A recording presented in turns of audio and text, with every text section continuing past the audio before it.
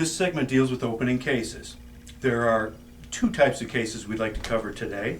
This more recent type of Yamaha case has two buttons on the inside of the handle that you need to press to the outside in order to open the case properly. It's very easy to open this case upside down, so make sure that the logo appears on top and that the word Yamaha appears between the handles right side up. To open the case, just push these two buttons to the side and the case is open.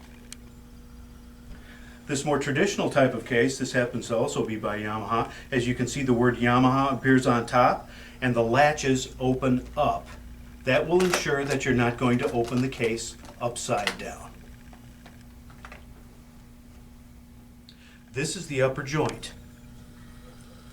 It's important for you to be aware of this key. It's called the bridge key, and if you don't depress it when you assemble the upper and lower joints, you can bend this key, you can scrape off the cork, or you can do the same to the lower bridge key.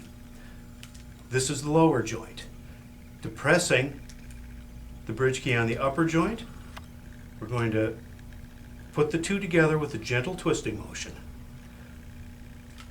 We're going to try as much as we can to line up these two keys so that they make a continuous line. Then we can put on the barrel.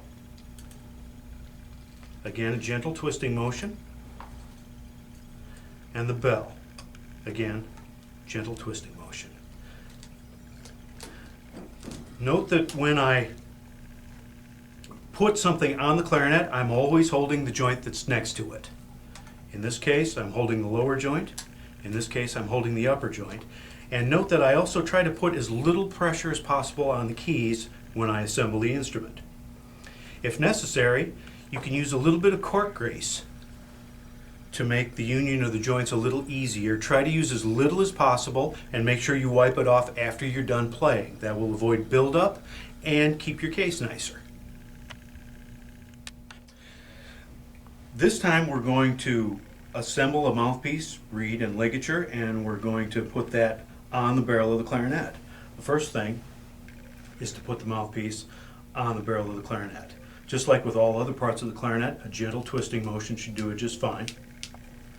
Then, after that, we're going to orient the reed properly on the mouthpiece. The reed should meet up with the end of the mouthpiece, and it should also stay within the lines indicated by the flat part of the mouthpiece. In other words, this line and that line. So the reed goes between those two lines up to the end of the mouthpiece. You can hold it on with your thumb, then install the ligature, doing any final adjustments that may be necessary with your fingers so that the reed stays between the two lines of the mouthpiece and does not continue past the end of the mouthpiece. Tighten the screws of the ligature comfortably, not too tight or too loose, and you have installed a mouthpiece with reed and ligature on your clarinet. This time we're going to talk about the routine that you should pursue after you're done playing the clarinet. First, you'll want to swab the clarinet. The weighted end of the swab goes into the bell and all the way through the clarinet.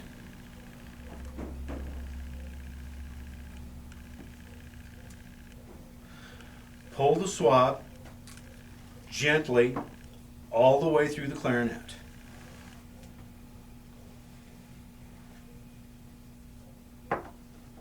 Next, disassemble the clarinet one joint at a time. After you take a portion of the clarinet off, go inside to get any excess moisture that may have collected inside using your swab. Place that portion of the clarinet in the case. Do the same routine that you did when you assembled the clarinet. In other words, press down that key, gently twist,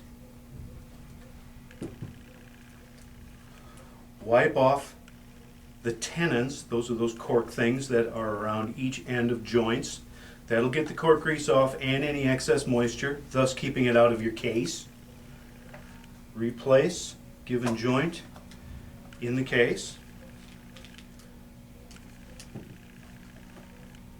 Same thing with the lower joint and the lower tenon cork. Replace. And finally, the bell.